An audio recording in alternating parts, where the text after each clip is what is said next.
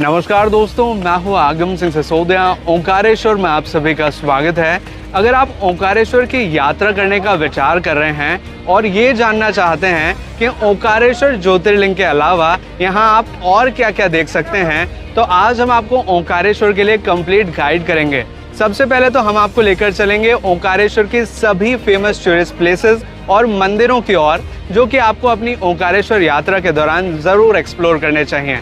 और उन सभी स्थानों को आपको अच्छे से दिखाएंगे, जिससे कि आपको ऐसा अनुभव होगा कि आप हमारे साथ ओंकारेश्वर यात्रा कर रहे हैं। और साथ ही हम आपको जानकारी देंगे कि आप ओंकारेश्वर यात्रा करने के लिए किस तरह से पहुंच सकते हैं, किस तरह की होटल फैसिलिटीज़, फूड फैसिलिटीज़ यहाँ पर अवेलेबल है, किस तरह की ट्रांसपोर्ट फैसिलिटी अवेलेबल है, जिससे आप बजट फ्रेंडली तरीके से ओंकारेश्वर यात्रा कर सकें। और साथ ही हम आपको ये जानकारी भी देंगे कि कितने दिनों की आपको आवश्यकता होगी ओंकारेश्वर यात्रा करने के लिए। तो ये सारी छोटी बड़ी जानकारी आज आपके साथ शेयर करेंगे। तो आइए मिलकर एक्सप्लोर करते हैं ओंकारेश्वर। ओंकारेश्वर यात्रा के दौरान जिन स्थानों को हम घूमेंगे और दर्शन करेंगे वे कुछ इस तरह से होंगे कि सबसे पहले हम चलेंगे गोमुख घाट के लिए, जो कि नर्मदा किनारे स्थित एक प्रसिद्ध घाट है। और यहाँ से आगे बढ़ते हुए चलेंगे ममलेश्वर महादेव मंदिर में दर्शन के लिए।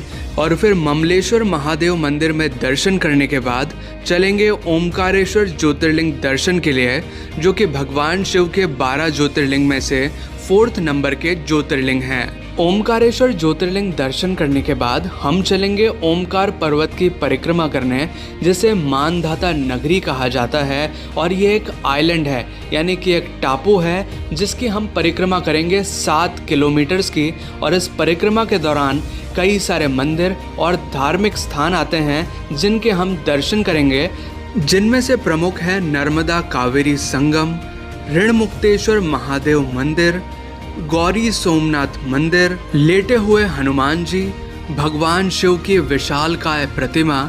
लेकिन बस इतना ही नहीं, और भी कई सारे स्थान हैं जिन्हें हम एक्सप्लोर करेंगे।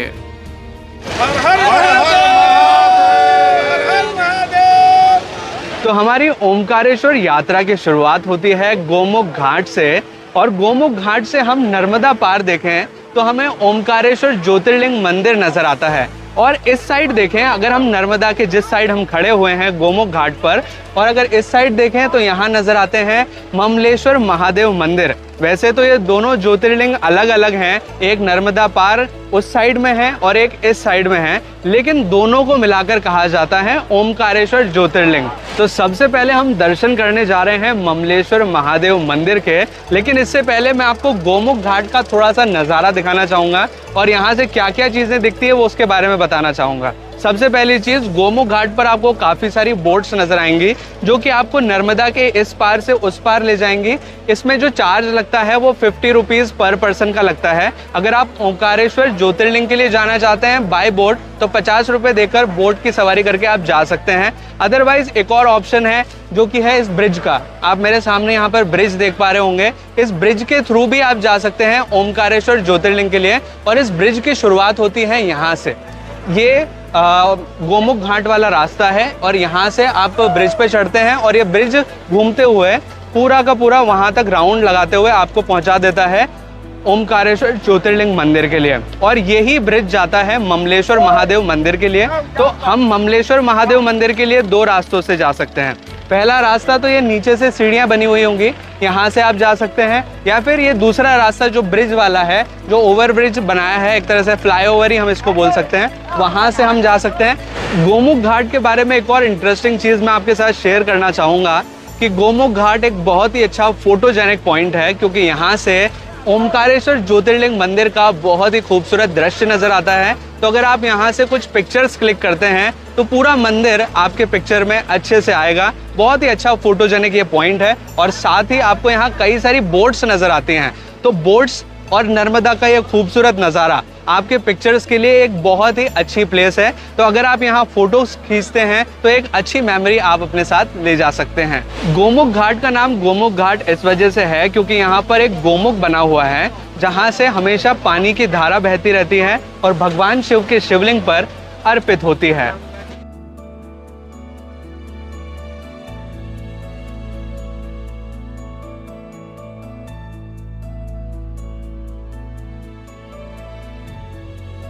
तो अब ब्रिज मार्ग से होते हुए हम चल रहे हैं ममलेश्वर महादेव मंदिर में दर्शन के लिए। मंदिर के बाहर कई सारी दुकानें हैं जहां से प्रसाद और पूजा सामग्री हम ले सकते हैं। तो अब ब्रिज मार्ग से होते हुए हम पहुंच चुके हैं ममलेश्वर ज्योतिर्लिंग मंदिर के लिए, जो कि आपको हमारे पीछे ही नज़र आ रहा होगा। ये मंदिर बहुत ही प्राचीन है और इसका पुनर्निर्माण करवाया था देवी अहिल्या बाई ने।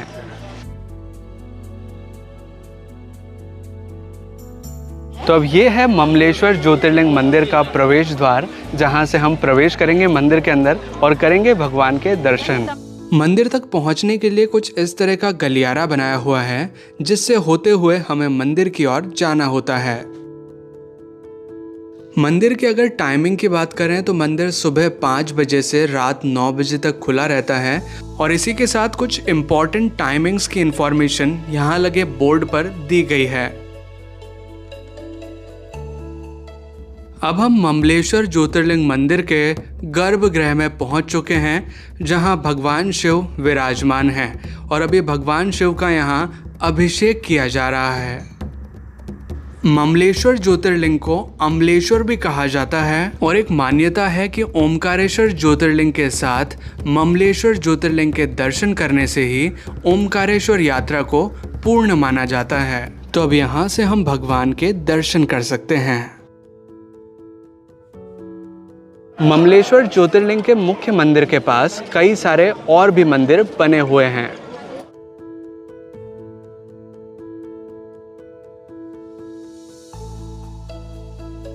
तो अब ममलेश्वर महादेव के दर्शन करने के बाद अब हम चल रहे हैं ओमकारेश्वर ज्योतिर्लिंग के दर्शन के लिए।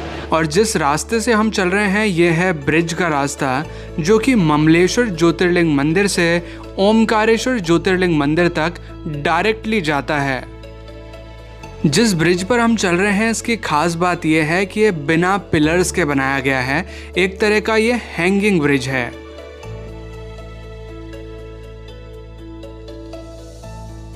नर्मदा नदी के दूसरे साइड अब हम पहुंच चुके हैं और जिस स्थान पर पहुंचे हैं इसका नाम है चक्र तीर्थ। ये है ओमकारेश्वर मंदिर जाने का मुख्य मार्ग और इस रास्ते में श्रद्धालुओं के क्राउड को मैनेज करने के लिए काफी सारी रेलिंग्स लगाई गई हैं। ओमकारेश्वर मंदिर में दर्शनार्थियों का जमावड़ा हमेशा लगा ही रहता है, लेकिन सावन के महीने में यहाँ भीड़ काफी बढ़ जाती है। और अब हम भी यहाँ लाइन में लगकर भगवान के दर्शन के लिए आगे बढ़ रहे हैं। ओमकारेश्वर ज्योतिर्लिंग की एक पौराणिक कथा है कि एक राजा हुआ करते थे जिनका नाम था मानधाता, जो कि एक शिव भक्त थे। एक बार उन्होंने भगवान शिव की घोर तपस्या की और भगवान शिव को प्रसन्न किया और भगवान शिव के प्रकट होने पर उन्होंने भगवान शिव को यहीं निवास करने का वरदान मांगा। तभी से भगवान शिव यहाँ ओमकारेश्वर रूप में विद्यमान हुए। ओमकारेश्वर ज्योतिर्लिंग को लेकर धार्मिक मान्यता है कि बाबा भोलेनाथ यहाँ रात्रि में शयन के लिए आते हैं। कहते हैं पृथ्वी पर ये एकमात्र ऐसा मंदिर है जहाँ शिव पार्वती रोज चौसर पासे खेलते हैं।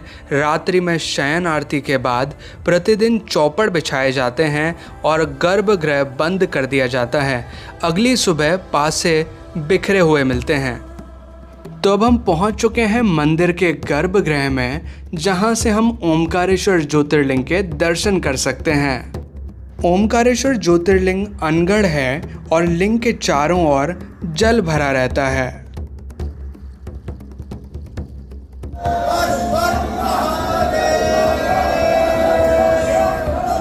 ओमकारेश्वर मंदिर 5 मंजिला है, जिसमें पहले तल पर ओमकारेश्वर ज्योतिर्लिंग है जिनके अभी हमने दर्शन किए।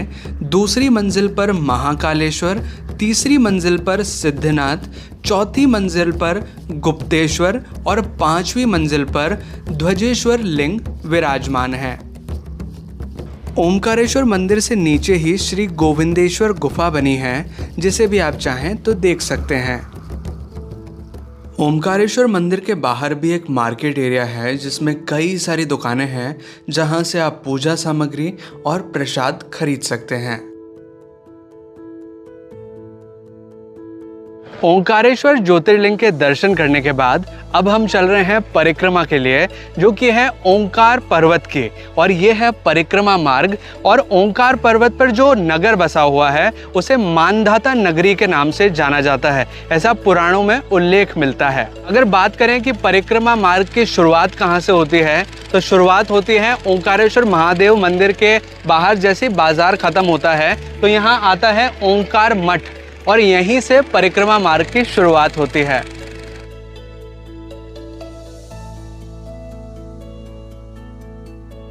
परिक्रमा मार्ग पर आपको काफ़ी सारे बंदर भी नज़र आएंगे, तो अगर आपके साथ कुछ खाने पीने का सामान है तो उसे आपको यहाँ संभाल कर रखना होता है। परिक्रमा मार्ग काफ़ी अच्छे से बना हुआ है, आप देख पाएंगे यहाँ सीमेंटेड रोड बना हुआ है। तो अगर आप परिक्रमा के लिए आते हैं तो आपको ज़्यादा कठिनाइयों का सामना नहीं करना होगा। परिक्रमा मार्ग पे सबसे पहला जो मंदिर हमें नज़र आता है वो है नर्मदा माता का मंदिर, जहाँ पर हम दर्शन करेंगे। परिक्रमा मार्ग में आपको इस तरह के कई सारे पिलर्स नजर आएंगे जिसके ऊपर गीता के श्लोक लिखे हुए हैं। परिक्रमा मार्ग से देखें तो नर्मदा नदी के उस पार कई सारे आश्रम बने हुए हैं जो देखने में काफ़ी खूबसूरत नजर आते हैं। अब परिक्रमा मार्ग में आगे बढ़ते हुए हम पहुंच चुके हैं एक बहुत ही प्राचीन मंदिर के सामने, जो कि है केदारेश्वर मंदिर, यानी कि भगवान शिव का एक प्राचीन मंदिर है जो कि अभी हम देखेंगे और दर्शन करेंगे।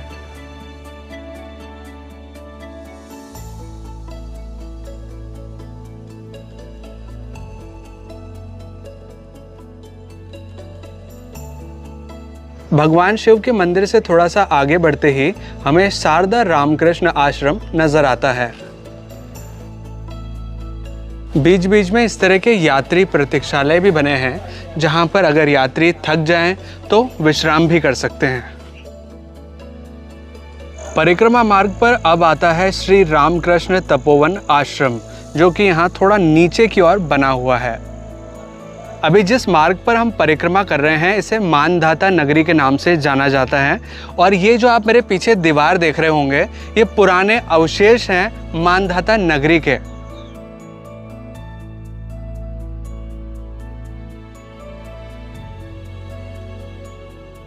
अब यहाँ से आगे बढ़ते हुए हम चल रहे हैं संगम की ओर। संगम मार्ग पर आप देखेंगे तो आपको कई सारी शॉप्स नजर आएंगी जहां से आप कुछ प्रसाद और नारियल वगैरह ले सकते हैं। ओमकार पर्वत की परिक्रमा करते हुए अब हम आ चुके हैं संगम पर, जो कि एक बहुत ही पवित्र स्थान है। ये संगम है नर्मदा और कावेरी नदी का। आप मेरे इस साइड में देखेंगे तो ये है नर्मदा नदी जो कि इधर की तरफ से बहती हुई आ रही है, और दूसरी साइड देखेंगे तो ये है कावेरी नदी। इन दोनों का संगम होता है इस पॉइंट पर, तो इसे संगम कहा जाता है। जहाँ पर दो नदियों का या तीन नदियों का जहाँ पर मेल होता है उसे संगम कहा जाता है। तो यहाँ से कई लोगों की ऐसी मान्यता होती है कि वो यहाँ से जल लेकर जाते हैं अपने घरों में। तो यहाँ पर आपको जल लेने के लिए अगर आपके पास कंटेनर नहीं है तो इस तरह के कंटेनर्स भी मिलते हैं, और यहाँ पर स्नान करना काफ़ी पवित्र माना जाता है। संगम पर आप देखेंगे तो आपको कुछ इस तरह के घर नजर आएंगे। काफ़ी सारे लोगों ने इस तरह से पत्थर पे पत्थर जमा कर घर बनाए हैं। ऐसी मान्यता है कि इस तरह से घर बनाने पर उनके भी घर बन जाते हैं।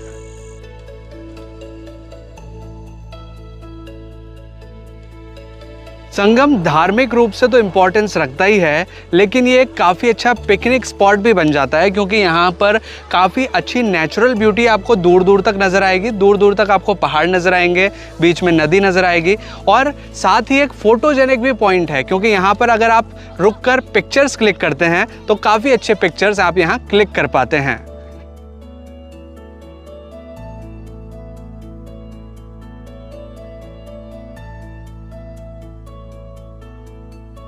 परिक्रमा मार्ग में आगे बढ़ते हुए अब हम पहुंच चुके हैं ऋण मुक्तेश्वर मंदिर और द्वारिकाधीश मंदिर। ये दोनों मंदिर एक ही साथ हैं। यहाँ पर ऐसी मान्यता है कि दाल चढ़ाने से ऋण से मुक्ति होती है।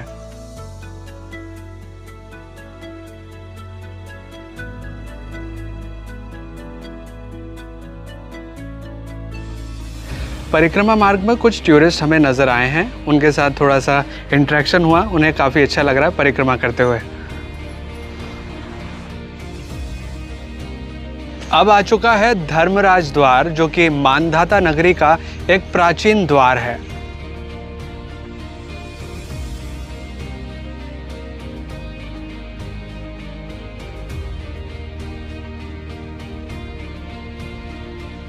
यह है परिक्रमा मार्ग में स्थित राधा कृष्ण मंदिर। परिक्रमा मार्ग पर आपको बीच बीच में कुछ दुकानें नजर आएंगी और साथ ही कुछ घर नजर आएंगे जो कि लोगों ने बनाए हुए हैं। परिक्रमा मार्ग पर आगे चलते हुए अब हमें नजर आ रही है नर्मदा माँ की एक काफी बड़ी प्रतिमा।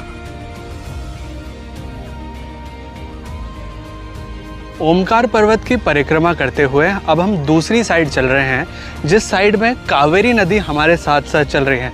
जो पिछला साइड से हम परिक्रमा करते हुए आ रहे थे उस टाइम नर्मदा हमारे साथ साथ थी। अब मेरे साथ जो आप ये दीवार का अवशेष देख रहे हैं, ये मांधाता नगरी की प्राचीन दीवार हुआ करती थी जो कि अब खंडर हो चुकी है।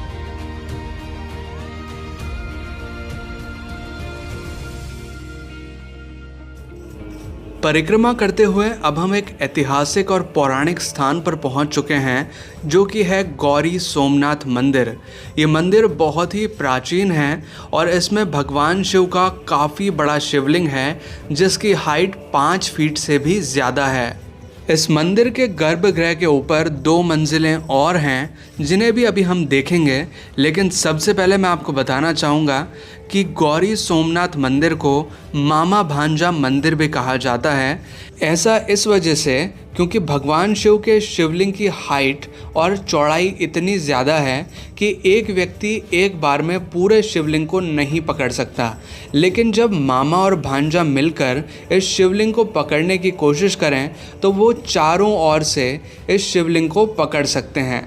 और इस मंदिर के इतिहास से जुड़ी एक पौराणिक कथा है जिसके अनुसार कहा जाता है कि पुराने समय में ये शिवलिंग हीरे की तरह चमकदार हुआ करता था और भगवान शिव के शिवलिंग के सामने जो भी खड़ा होता उसे अपना भूत और भविष्य दिखाई देता था। इस बारे में मुगल शासक औरंगजेब को पता लगा और औरंगजेब इस मंदिर में आया अपना भूत और भविष्य देखने। लेकिन जैसे ही औरंगजेब इस शिवलिंग के सामने खड़ा हुआ उसे अपना सर्वनाश नजर आया। इस बात से क्रोधित होकर औरंगजेब ने अपनी सेना को आदेश दिया कि इस मंदिर को नष्ट कर दिया जाए और सेना ने इस पूरे मंदिर में आग लगा दी, जिसके निशान आज भी इस मंदिर में देखने मिलते हैं।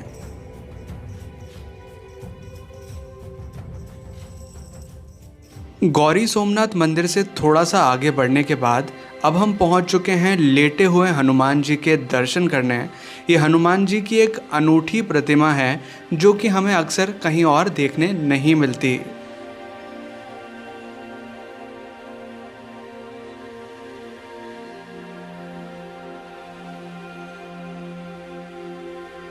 अब हम देखने जा रहे हैं राज राजेश्वर मंदिर, जिसकी दीवार पर काफ़ी सारी देवियों की प्रतिमाएं स्थापित हैं। परिक्रमा मार्ग पर अब एक ऐसे स्थान पर हम पहुंच चुके हैं जहां भगवान शिव की काफ़ी बड़ी प्रतिमा है और ये राज राजेश्वर मंदिर कॉम्प्लेक्स कहलाता है। यहाँ पर आप देखेंगे तो बहुत बड़ी हाइट की ये शिव प्रतिमा है।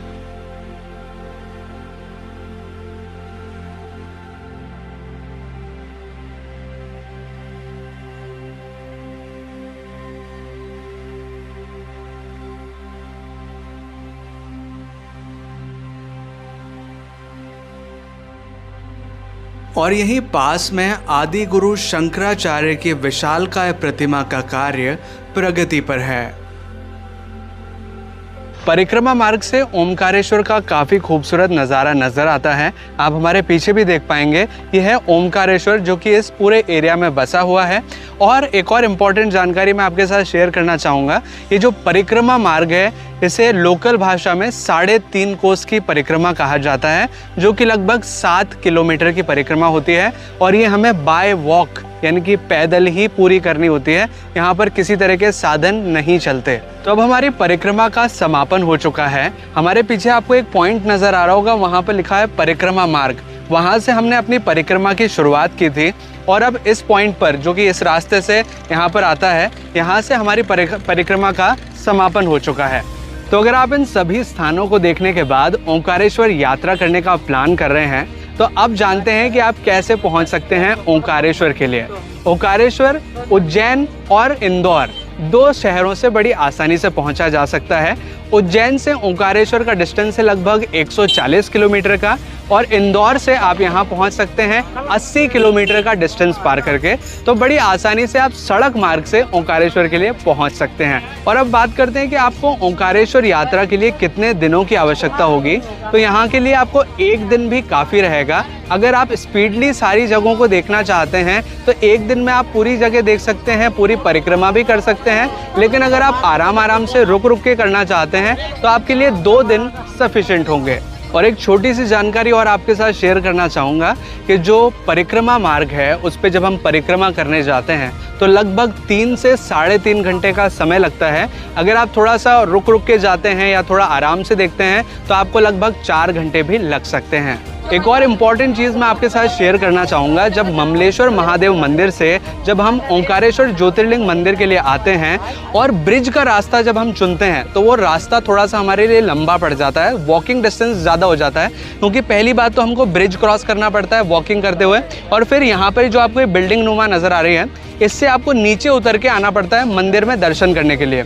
लेकिन जब हम बोटिंग से आते हैं जिसका चार्ज है 50 रुपीज़ पर पर्सन का, तो हम डायरेक्टली एक घाट से दूसरे घाट आ जाते हैं और डायरेक्टली मंदिर में दर्शन करने के लिए जा सकते हैं, जिससे कि हमारा जो वॉकिंग डिस्टेंस है वो बहुत ज़्यादा कम हो जाता है। तो अगर आप कम चलना चाहते हैं, कम पैदल डिस्टेंस पार करना चाहते हैं तो आप बोटिंग से आ सकते हैं, वो एक अच्छा ऑप्शन है। हमने ब्रिज वाला रास्ता चूज़ किया था, इस वजह से आपको अपने एक्सपीरियंस के तौर पर हम ये चीज़ आपको शेयर कर रहे हैं। अभी मेरे पीछे जो आप रास्ता देख पा रहे हैं ये है रास्ता ममलेश्वर महादेव से ओंकारेश्वर ज्योतिर्लिंग जाने का रास्ता, जो कि एक तरह का ब्रिज बना हुआ है यहाँ पर। और दूसरी साइड जो था वो एक तरह का हैंगिंग ब्रिज है। और अगर बात करें स्टे फैसिलिटी के बारे में कि अगर आप ओंकारेश्वर में रुकना चाहते हैं तो कहाँ रुक सकते हैं, यहाँ पर काफ़ी सारे होटल्स हैं, काफ़ी सारी धर्मशालाएँ हैं जहाँ पर आप रुक सकते हैं।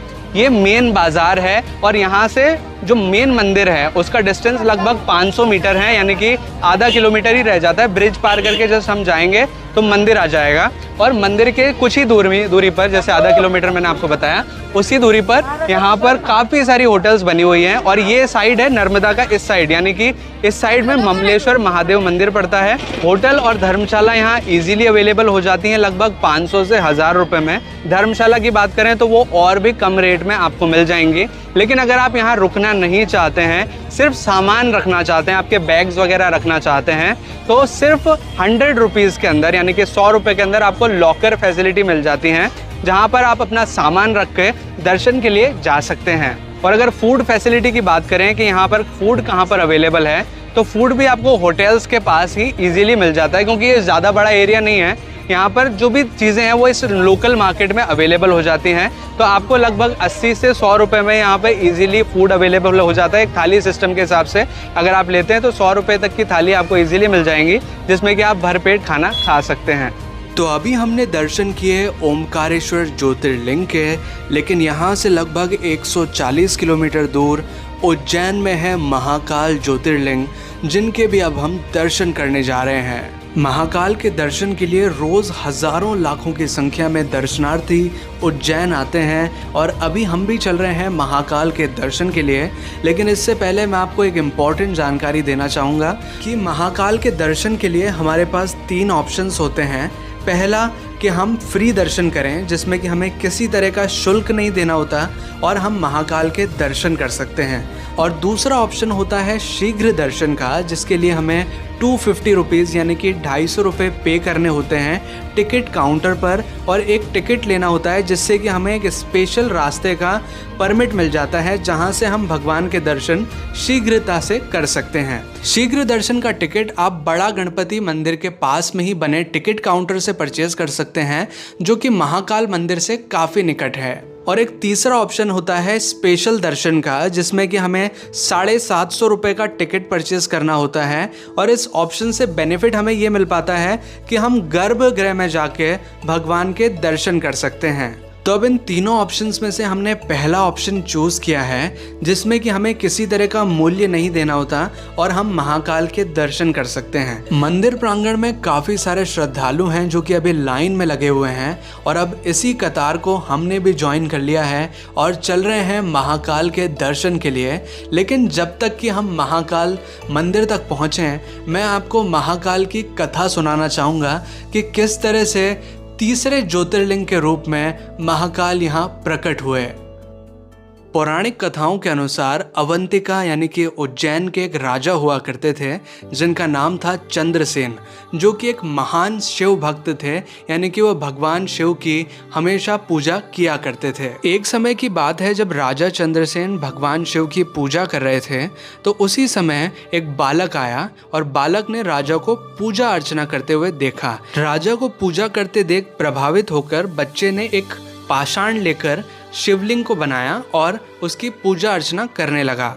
और बच्चा भगवान शिव की पूजा में इतना लीन हो गया कि उसे खाने पीने की भी सुध न रही। ये देखकर बच्चे की माँ ने उस पत्थर को वहां से उठा फेंका। इससे बच्चा दुखी हुआ लेकिन फिर भी भगवान का नाम जपता रहा। लेकिन कुछ समय बाद बच्चा भूख प्यास की वजह से मूर्छित हो गया। लेकिन जब बच्चा मूर्छा अवस्था से जागृत हुआ तो उसने देखा कि जिस स्थान पर उसकी माँ ने उस पत्थर को फेंका था उस स्थान पर एक भव्य मंदिर बन चुका है जिसके अंदर ज्योतिर्लिंग स्थापित है। और इसी समय के आसपास राजा चंद्रसेन पर पड़ोसी राज्यों ने एक शक्तिशाली राक्षस दूषण की सहायता से हमला किया और राजा का खजाना लूटकर सभी शिव भक्तों को काफी परेशान किया। ये देखकर राजा चंद्रसेन भगवान शिव की शरण में गए और उनसे रक्षा की प्रार्थना की और फिर भगवान शिव महाकाल रूप में प्रकट हुए और दूषण नामक राक्षस का अंत किया। और फिर भक्तों ने प्रार्थना की भगवान से कि आप हमारी रक्षा के लिए यहीं रहिए। तो भगवान शिव ने उनकी प्रार्थना स्वीकार की और महाकाल ज्योतिर्लिंग रूप में यहीं रहे। इसी वजह से हम कहते हैं उज्जैन को महाकाल की नगरी। तो अब महाकाल की कथा सुनते हुए हम पहुंच चुके हैं मंदिर परिसर के मुख्य भाग में, जहां से हम महाकाल के दर्शन कर सकते हैं। रोजाना महाकाल का अलग अलग तरह से श्रृंगार किया जाता है जिससे कि हम महाकाल के अलग अलग रूपों के दर्शन कर सकते हैं।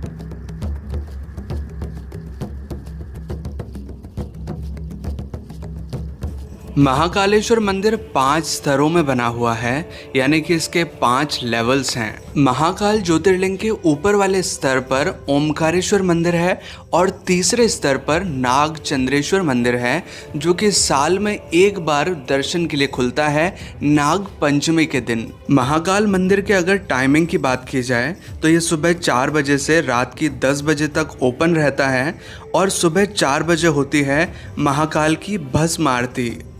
तो अब हम महाकाल के मुख्य मंदिर से बाहर आ चुके हैं और चल रहे हैं मंदिर के बैक साइड एरिया की ओर, जहां पर और भी कई सारे मंदिर बने हुए हैं जिनमें वृद्धकालेश्वर और अनादि कल्पेश्वर मंदिर भी शामिल हैं।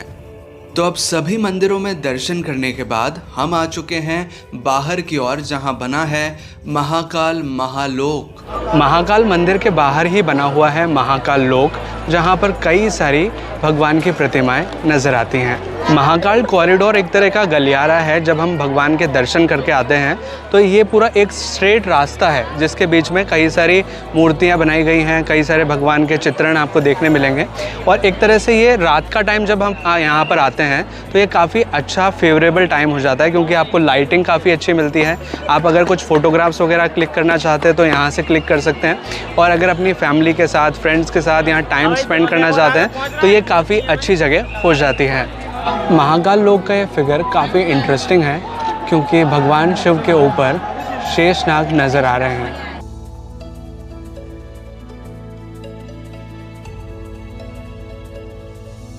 महाकाल लोक का ये स्थान काफ़ी इंटरेस्टिंग है क्योंकि यहाँ भगवान शिव के अलग अलग रूपों को दर्शाया गया है।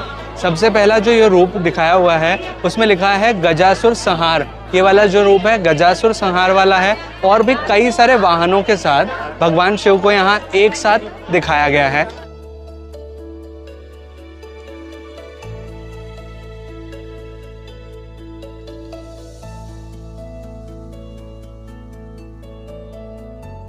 भगवान शिव के इस दृश्य में गंगा अवतरण को दिखाया गया है। महाकाल का ये कॉरिडोर एक वाटर सोर्स के पास बनाया गया है और रात को ये एक साथ देखने पर कुछ इस तरह का नजर आता है।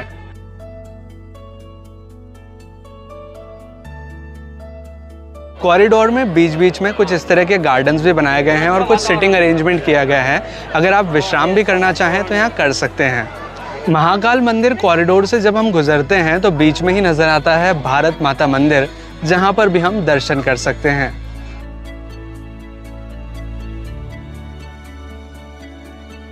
भारत माता मंदिर के पास ही बनी है भगवान शिव की एक काफ़ी बड़ी प्रतिमा जो कि सफ़ेद रंग की है। इस स्थान पर है भगवान दत्तात्रेय का स्टैचू और सामने की ओर देखें तो ये है पंचमुखी हनुमान जी का स्टैचू और पीछे की ओर देखें तो ये है भगवान विष्णु के एक अवतार नरसिंह भगवान का स्टैचू। ये शिव जी के प्रमुख गण मणिभद्र की प्रतिमा है। ये दृश्य समुद्र मंथन के एक सीन को दर्शाता है जब भगवान शिव ने विषपान किया था। इस दृश्य में है पार्वती माँ और गणेश जी। इस दृश्य में रावण का कैलाश पर्वत उठाना दिखाया गया है। महाकाल लोक में भगवान की प्रतिमाओं के अलावा यहाँ पर पत्थरों पर भगवान की पौराणिक कथाओं को जीवंत किया गया है।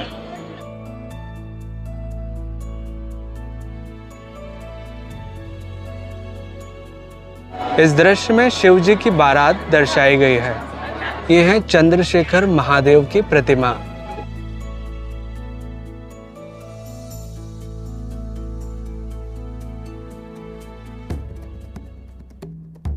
अब हम महाकाल महालोक में आगे बढ़ते हुए एक ऐसे स्थान पर पहुंच चुके हैं जहां महाकाल की भस्म आरती के दर्शन वीआर द्वारा कराए जाते हैं। वीआर एक तरह की मशीन है जिसे हमारी आंखों पर कुछ इस तरह से लगा दिया जाता है और कानों में लगा दिए जाते हैं हेडफोन्स, जिससे कि हमें वर्चुअल रियलिटी का अनुभव होता है कि हम साक्षात महाकाल के गर्भगृह में खड़े होकर महाकाल की भस्म आरती के दर्शन कर रहे हैं। महाकाल की भस्म आरती रोजाना सुबह 4 बजे होती है, तो अगर आप महाकाल की भस्म आरती नहीं देख पाते हैं तो आप वीआर की सहायता से दर्शन कर सकते हैं। इसका चार्ज लगता है 150 रुपये पर पर्सन का। महाकाल महालोक में अब हम एक ऐसे स्थान पर पहुंच चुके हैं जहां बना हुआ है सप्तऋषि मंडल।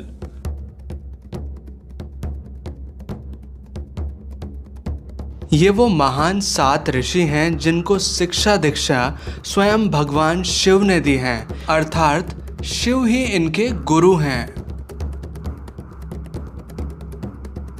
मान्यता है कि जिस दिन ऋषि महादेव के शिष्य हुए उसी दिन को हम आज गुरु पूर्णिमा के रूप में मनाते हैं। महाकाल महालोक में कुछ इस तरह का हॉल एरिया भी बनाया है जो कि दिखने में बहुत खूबसूरत लगता है। यह है भगवान कार्तिकेय की विशालकाय प्रतिमा और पास में ही है गणेश जी की प्रतिमा। अब हम देख रहे हैं त्रिपुरासुर संहार। इसके पीछे की पौराणिक कथा क्या है मैं आपको सुनाना चाहूँगा। महादेव पुत्र भगवान कार्तिकेय द्वारा ताड़कासुर का वध करने के बाद ताड़कासुर के 3 पुत्रों ने देवताओं से प्रतिशोध लेने का प्रण लिया। उसके 3 पुत्रों को संयुक्त रूप से त्रिपुरासुर कहा जाता था। उन्होंने ब्रह्मा जी को प्रसन्न करके एक वरदान मांगा कि अत्यंत दुर्लभ स्थिति में एक स्पेशल तरह के रथ के ऊपर बैठकर ही उन्हें मारा जा सके। दिए गए वरदान के अनुसार उन्हें 3 पुरियां अर्थात 3 नगर प्रदान किए गए, जिसके स्वामी होकर वे तरह तरह से देवताओं को सताने लगे। तब भगवान शिव ने स्वयं त्रिपुरासुर का संहार करने का संकल्प लिया। तदुपरांत उनके लिए विशेष रथ, धनुष तथा अमोघ बाण का निर्माण किया गया। सूर्य और चंद्र रथ के पहिए बने, ब्रह्मा सारथी, मेरु पर्वत धनुष और सर्पराज वासुकी शिव के धनुष की प्रत्यंचा बने। उनके बाण में विष्णु जी, वायुदेव, अग्निदेव और यमदेव समाहित थे। महादेव ने उस विशेष रथ पर सवार होकर तीनों पुरियों सहित उन असुरों का नाश किया। इस प्रकार त्रिपुरासुर का अंत हुआ और भगवान शिव त्रिपुरांतक अर्थात त्रिपुरारी कहलाए। उज्जैन में महाकाल कॉरिडोर और महाकाल ज्योतिर्लिंग दर्शन के अलावा और भी कई सारे ऐतिहासिक और पौराणिक स्थान हैं जिन्हें हमें उज्जैन टूर के दौरान जरूर देखना चाहिए, जिनमें से कई स्थानों के बारे में नॉर्मली लोगों को पता नहीं होता, लेकिन हमने सभी स्थानों को एक सेपरेट वीडियो में दर्शाया है जिसका लिंक आपको ऊपर आई बटन और नीचे डिस्क्रिप्शन में मिल जाएगा। वहां जाकर उस वीडियो को जरूर देखिए। तो ये थी हमारी ओमकारेश्वर यात्रा और यात्रा से जुड़ी संपूर्ण जानकारी। अगर आपको वीडियो अच्छा लगा हो, अगर आपको वीडियो हेल्पफुल लगा हो तो प्लीज़ वीडियो को लाइक कीजिएगा, इसे शेयर कीजिएगा अपने दोस्तों और अपने फैमिली मेम्बर्स के साथ। और अगर आपने चैनल अभी तक सब्सक्राइब नहीं किया है तो प्लीज़ चैनल को सब्सक्राइब कीजिए, बेल आइकन को दबाकर ऑल पे प्रेस कीजिए ताकि इसी तरह के वीडियो नोटिफिकेशंस आपको आगे भी मिलते रहें।